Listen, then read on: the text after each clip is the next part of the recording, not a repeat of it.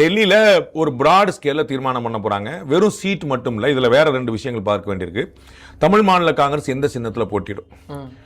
John Pandian, doctor Krishnasamy, AC Shanmugam, Parivendhar இவருடைய கட்சிக்கெல்லாம் என்ன சின்னம், இரட்டைலையா தாமரையா, இது போன்ற விஷயங்கள். அம்மா மக்கள் முன்னேற்ற கழகம் இரட்டையில போட்டியிட போதா, தாமரையில் போட்டியிட போதா, குக்கர்ல போட்டியிட போதா, இது மாதிரி விஷயங்களும் சேர்ந்து தீர்மானிக்க. அப்ப ஏன்னா இதில் நான் ஏற்கனவே குறிப்பிட்டது போல பாரிவேந்தர், டாக்டர் கிருஷ்ணசாமியும் ஜான் பாண்டியனும் ஏடிஎம்கே கூட பேசுவாங்க, பாமக ஏடிஎம்கே கூட பேசியிருக்கு.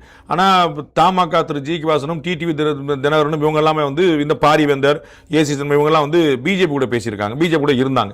அதனால அவங்களுக்காக அவங்க குரல் கொடுத்து ஒரு பேசி ஒரு பிராட் லைன்ல ஃபிக்ஸ் பண்ணிட்டாங்க. ஓகே, இவங்க ரெட்டையில் போட்டுடுவாங்க, இவங்க தாமரையில் போட்டுவாங்க, இவங்களுக்கு 7, இவங்களுக்கு 8, இவங்களுக்கு 10, 12 பேசினாங்கன்னா அது ஃபைனலாக ஒரு 1 லைன் கிடைச்சிச்சுன்னா முன்ன ஒரு நம்பர் முன்ன பண்ண வச்சு நீங்க செட்டில் பண்ணிடுவாங்க.